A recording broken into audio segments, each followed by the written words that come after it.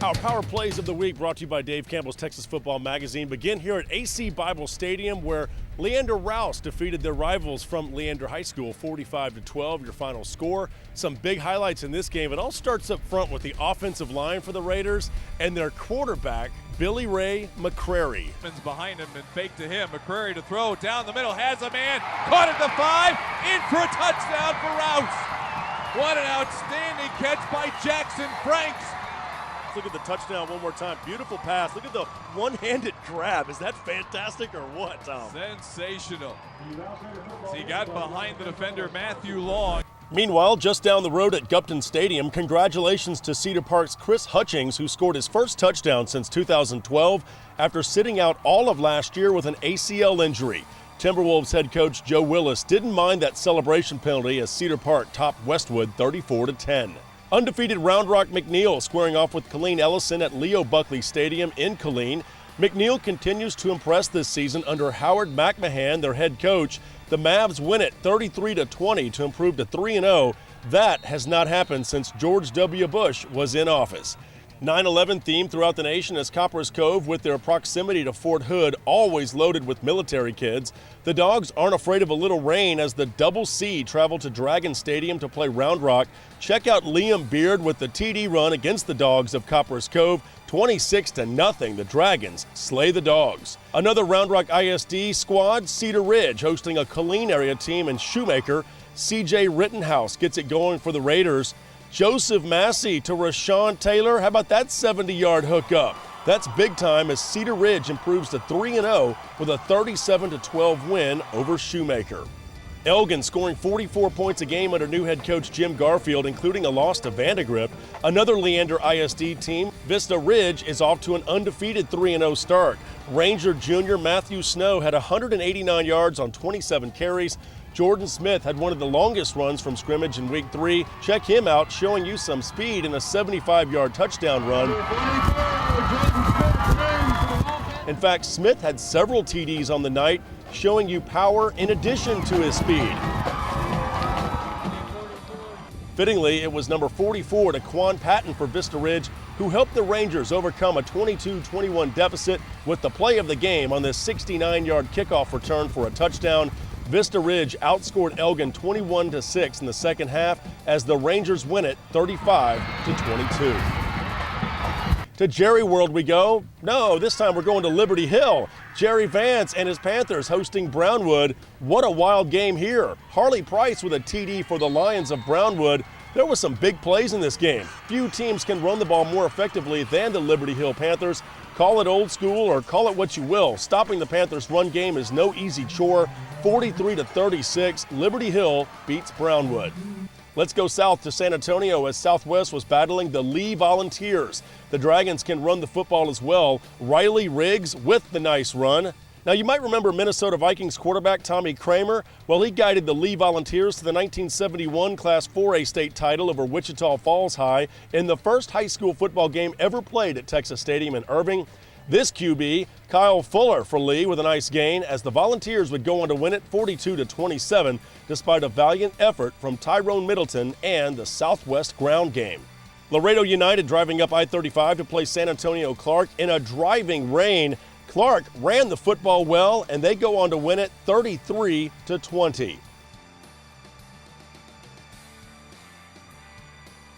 Churchill looking to stay undefeated, squaring off with Taft at Ferris Stadium. Tyrone Foley with a nice TD run as Churchill was just getting started. Dontre Reed with a touchdown run as well as Churchill goes on to win it 35-7. Alamo Heights hosting Kennedy in district play. Dalton Banks of the Mules to Zach Ford. That's a 77-yard touchdown grab. Yeah, go ahead and make some popcorn. This is going to take a while.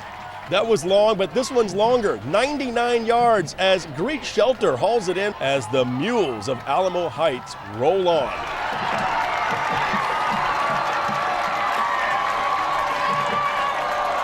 Cibolo Steel had outscored their first two opponents 97-0 coming into their matchup with 2-0 San Antonio O'Connor. Rain and wind making it tough on everybody, especially the field goal kickers, but Ronnie Zuniga says no problem. The first 3 points scored against the Knights all season. Steel's defense was in shutdown mode from that point on, though, forcing a turnover here In the end, L.G. Williams scored a late touchdown as Steele wins it 10-3 over O'Connor. Johnson at Judson to play the Rockets. Malik Taylor with the touchdown run for the Rockets, 44-7. Judson wins it as Sean McAuliffe earns his first victory as the head coach of Judson.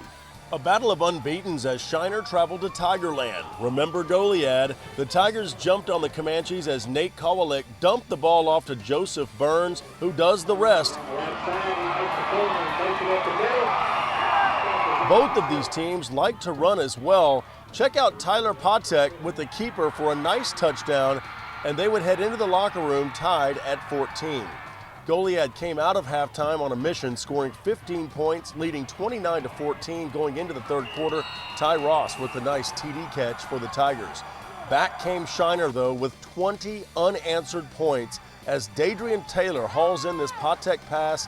The Shiner Comanches win it 34-29 to remain unbeaten at 4-0, handing Goliad their first loss, falling to 3-1. The Tidehaven Tigers travel to Palacios to play the Sharks in the 66th meeting between the two Southeast Texas schools. Palacios led the all-time series 37-23 with 5 ties, but no ties on this night. Eric Villarreal of Tidehaven calls his own name and takes the ball to the house, 34 yards on the quarterback keeper. Villarreal would go up top to Roderick Fisher for a 24-yard touchdown pass play. These two would hook up later on a 50-yard TD pass play as Tidehaven wins it 40-12. The Victoria East Titans were hosting the Alice Coyotes. Titans quarterback Bailey Zappi has a great arm as he takes a chance on Chance McLeod, who hauls in this 51-yard TD pass play. Zappi with 4 touchdowns through the air. He had some luck on his side as well. Watch this pass off a Coyote and into the arms of Bryce Martinez for a 17-yard touchdown. But Roman Bueno was looking muy bueno for the Coyotes of Alice as this 54-yard touchdown run proves to be a big one. Alice goes on to win it 54-41 to improve to 3-0. Gregory Portland seeking their first win on the young season. Blaine Monroe says hold everything as he scores a touchdown to make it 6-0. Victoria West answers back as Gamarcus Gertie on the quarterback keeper for a TD. The Warriors will put it into gear as Gertie connects with Malcolm Peoples. Victoria West wins it 44-34. Let's go further south through the valley as Mission Pioneer was hosting Corpus Christi Ray, who got a huge play from their quarterback Armando Garza. Look at that, he's gone. Ray raced out to a 24-0 lead in the first quarter and never looked back, winning at 37-8 to remain undefeated. Let's stay in the valley as Mercedes on the road at La Feria. On the punt, Mercedes return man Brandon Gutierrez making some magic here. He'll break for the sideline, and then it's off for the foot race. He is in the end zone. Touchdown Tigers. Mercedes wins it 28-14. Harlingen and McAllen here. Not a touchdown for the Cardinals, but a nifty play. Sophomore Jesse Castro doing his best Johnny Manziel impression here. Before this play's over, Castro will evade 10 defenders. Yes, I said 10, as in T-E-N defenders. Cannot tackle Jesse Castro. Are you kidding me? That's what you call skills. McAllen wins the game, though, 21-14. Now to the big city of Houston for a battle of Mustangs as Spring Westfield used a 29-point second quarter to surprise North Shore 36-27. Latavius Downs will not go down, using a tightrope down the sideline for a touchdown. Westfield improves to 2-1, and they get ready for district play against Montgomery. A.J. Tisdale scores a touchdown for Westfield. They say they're ready with this nice scamper. North Shore falls to 1-2, staring at Euless Trinity Friday. It was the battle line on Highway 59 as New Caney and Porter broke in their new Texan Drive Stadium. Nice, 8,500 fans on hand to watch the game in the largest jumbotron in the state of Texas high school football, I might add. Pretty cool, huh? There are some offensive fireworks in this one. How about a 58-33 New Caney win? The Eagles got 3 touchdowns from running back Marte Allison as he carried the ball 23 times for 134 yards. Timothy Ware was sensational on the ground as well for New Caney at quarterback with 205 yards rushing and 2 TDs, plus another 2 touchdowns through the air. New Caney wins by 25 points to improve to 3-1, dropping the Spartans to 1-2. New Caney has won 5 in a row over their rivals from Porter. Clear Creek at Deer Park. Check out Wildcat quarterback Chase Hildreth on the 81-yard hookup with Brandon Hauser for a 7-0 lead. Now you know why Hildreth had 662 yards passing and 2 touchdowns in the first 2 games for Clear Creek. Deer Park's QB, Cameron Thompson, with a keeper, a 40-yarder. Yeah, that's a touchdown. Trey Farmer added a TD run for the Deer before halftime.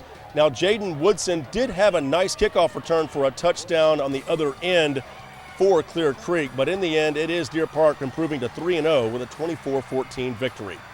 Undefeated Seven Lakes out of Katy, scoring off with once beaten Clear Falls. Spartans QB Tristan Hibbler to Cameron Thomas as Seven Lakes scored 27 points in the second quarter to go up 37-10 at the half against Clear Falls. Kenneth Odina of Clear Falls with the scoop and the score, but too little too late. Seven Lakes wins it 43-21. Undefeated Gilmer was at unbeaten Tatum. Check out number 9 for Gilmer. That's quarterback Blake Lynch, who had 73 yards rushing on 10 carries and 3 touchdowns on the road, no less. Gilmer wins this East Texas battle despite a long, strong comeback from Tatum. 41-35 your final. Gilmer improves to 3-0. Let's end on Highway 287 near I-45 as Ennis was hosting Waxahachie. Lions quarterback Tay Robinson goes upstairs to Dante Thompson. Have you seen Dante? He can make some catches. He hauls it in. Thompson Taylor gives Ennis a 14-7 lead, and then Trey Elliott will put some icing on it as Ennis wins over their rivals from Waxahachie 28-7. That concludes our Power Plays of the Week for Week 3. I'm Jeff Power. We'll catch you next week.